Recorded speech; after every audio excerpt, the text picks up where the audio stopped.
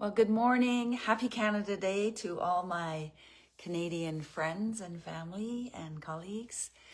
Today is day number 1 for 21 ways to bring balance into your life. So welcome and thank you for joining me. We're going to begin with the introduction just very quickly, bringing balance to your body, mind, and spirit. And I truly believe that you can create the life that you desire. But it begins with number one investment, and the number one investment is you. So it's really important that we can find the balance in our lives to help us create the life that we desire. So in balance, I mean body, I mean mind, and I mean spirit. Good morning. Thank you for joining me. Because without us having balance in that triad, it's going to be very hard to bring balance into your life. Our experience is driven by our thoughts and emotions, which come from two sources, fear or love. So I believe we only have 3 choices in this lifetime, is to give up, to give in, or live life to the fullest. And that is what I plan to do and what I have been doing. So one of the sayings that I say for my personal training clients is, if you fail to plan, you plan to fail. And so the methods in this book are going to help you create the balanced life that you're looking for. Before we do that, though, we need to look at where we are right at this moment. And in the book, we do have this pie. And this pie, each pie represents your life, an area of your life. And if you would like a copy of this to do on your own time, just comment PDF below and I will send out the PDF for you. So we're looking at fun and recreation. We're looking at money, family and friends, personal growth, relationship, health, career, and environment. And I think it's really important that we need to look at all 10 pieces of that, because if we don't and we are striving for a goal, but there's something else in our life that is holding us back, we're never going to be able to achieve that goal because we've got other things going on in the background. So by filling out this pie, and you're going to answer it from 1 to 10 on where you feel you are in your life at the moment, and then you're going to join the dots, and we're going to look at what your cog looks like. And there might be some indents in it. It might be very smooth and round, and that's fantastic. But once you decide where you're going to be, then you write it down, and then we look at some things to do for helping you.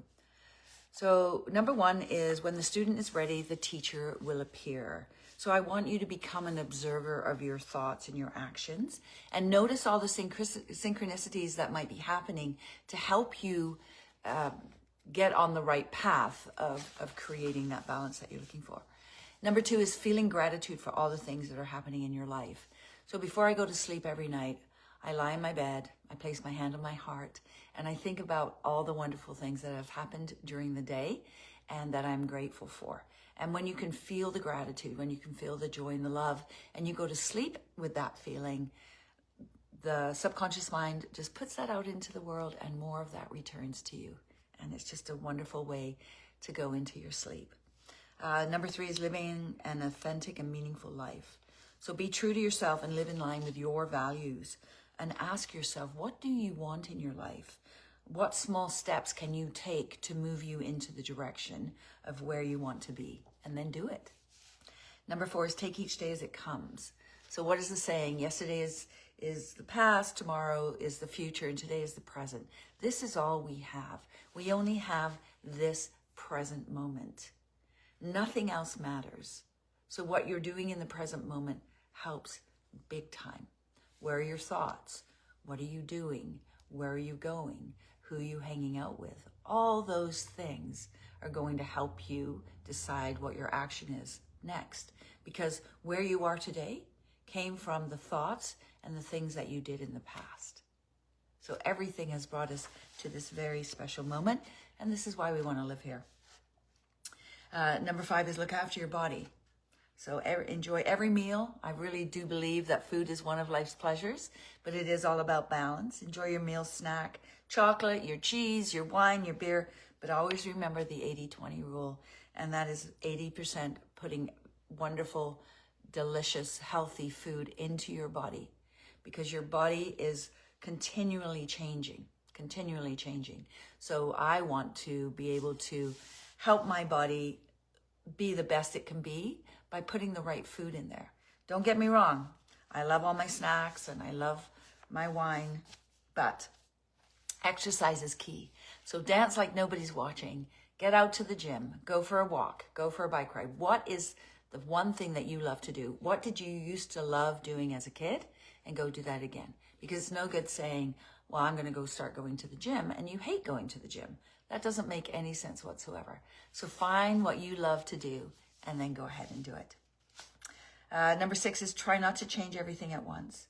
Create significant steps by taking baby steps. You'll notice that some ideas are repeated often. Repetition is the key to bringing about positive change. So we always need to do something every day.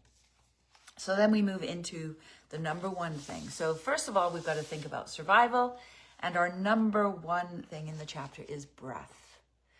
Nowadays, and I'm sure you'll agree with me, there is so much stress in this world. There is so much put on everyone. And we need to take control of us. So I truly believe that we can't be stressed out and breathe deep at the same time. Because when we're stressed out, we're in fight-flight response. We're up here. Shallow breathing puts the body in that stress state. So a fight-flight response is that our body believes that it's getting attacked from an outside source. So when that happens, things start to occurring in the body. The thing is, nothing is really attacking us. You know, thousands and thousands of years ago, we could be attacked by a tiger, and then our body would go into fight flight. We'd run away. We'd burn off all the cortisol and everything else that the body has given us to create that flee. And then we use it all up, and then we're safe. But nowadays, our stress is that the computer doesn't work, and the coffee is not ready yet, and I'm going to be late for work, and all these things. Well, what happens? We go in that fight flight response, but the body doesn't burn any of the cortisol or anything off. And so we're constantly living in this fight-flight state, which we don't want to be in.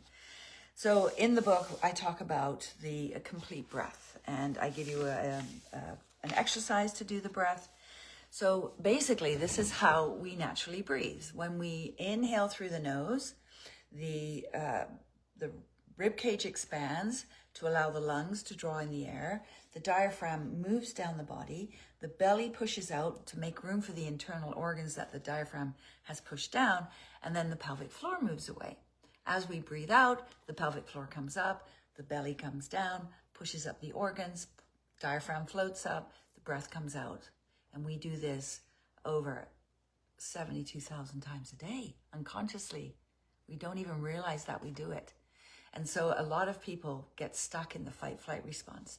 They just become shallow breathers. They're no longer allowing the expansion and the release of their body. And I think it's very, very important that we get to that point of being able to naturally breathe. And a wonderful way of practicing that is at night before you go to sleep. So once you've done your gratitude, just take your hands onto your belly, get your fingertips touching. As you inhale, allow your belly to expand into your hands. Feel the hands coming apart. And then as you breathe out, just allow the hands to come back together. Get into this lovely rhythm of breath. There's also a mantra for the breath, and it is So Hum.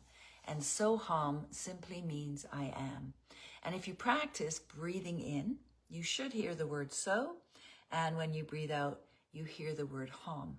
So now our mind, our conscious mind, it may still want to stay awake, and it may have a lot to talk to you about the day, but it's time to rest. So give your conscious mind the practice of saying So Hum when you breathe in and breathe out, and it will definitely start to quieten down so that you can actually have a great sleep. So thank you for being here today. That's awesome. I hope that information has helped you. You can still download the PDF of the book if you like to go along with me every day. And again, if you'd like the PDF for the pie chart, please put PDF in the link below, and I will be sure to send it out to you. So thanks for joining me. Have the most wonderful day, and I'll see you again very soon. Bye for now, everybody.